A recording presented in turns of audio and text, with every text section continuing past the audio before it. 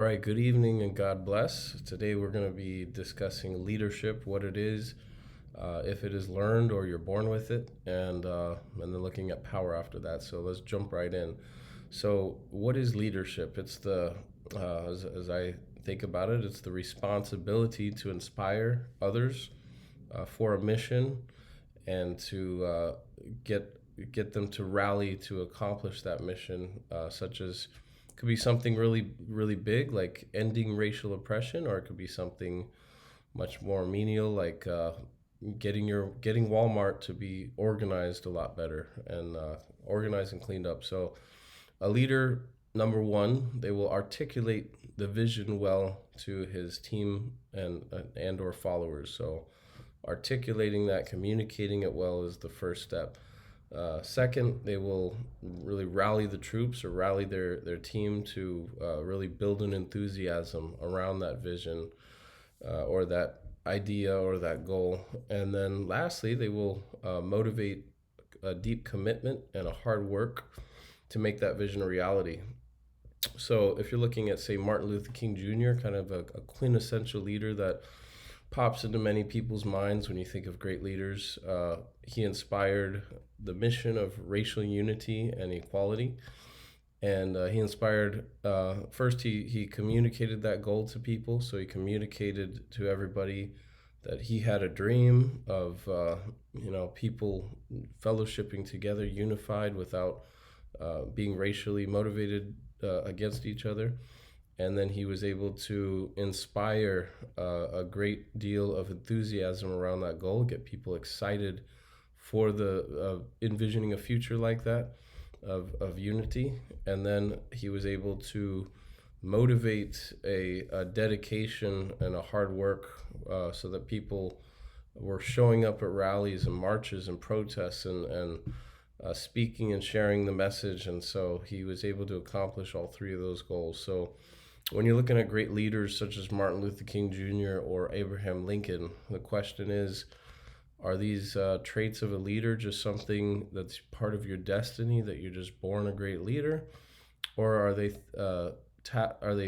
qualities and virtues that can be learned and acquired? So according to our readings, both in the Schimmerhorn readings as well as in Drucker, I would say that contrary to the prior opinion that great leaders are just born leaders, many of the skills and the qualities that are needed for leadership, such as charisma, emotional intelligence, honesty, and integrity, all of these virtues and skills, they can be learned, they can be improved upon, and they can be cultivated in your life. So when looking at that, I would say that maybe some people are born with just a natural ability in some aspects. Like, say, some people are born with an ability to just see the chessboard really well.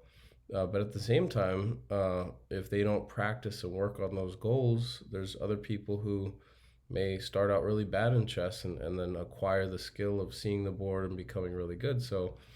Um, so there's an element of different virtues or different qualities that you might be born with that might be advantageous for being a good leader, but nonetheless, leadership can definitely be cultivated and developed in people's lives, and even great leaders can be cultivated. So, on a related topic, looking at power, there's two types of power. We have positional power and we have personal power. So, in looking at these, I would say your power of position is based on the things that you can offer to other people as a manager or a person in position of power. So first, that would be reward power. That would be if you do this and you do that, eventually maybe you get a raise or maybe you get a promotion or a little more money or things like that. So that's reward power, positionally speaking. Next would be coercive power. If you don't perform well at work and you don't do these certain tasks, you're going to get less hours, or you're going to be fired, or you're not going to get a raise, things like that. And then lastly is your legitimacy power, and that is just positionally, you have a position of power. People understand that, whether you're a boss or a manager or a president or whatever. And so, because of that, people know your position and they give you that power and that authority and that respect.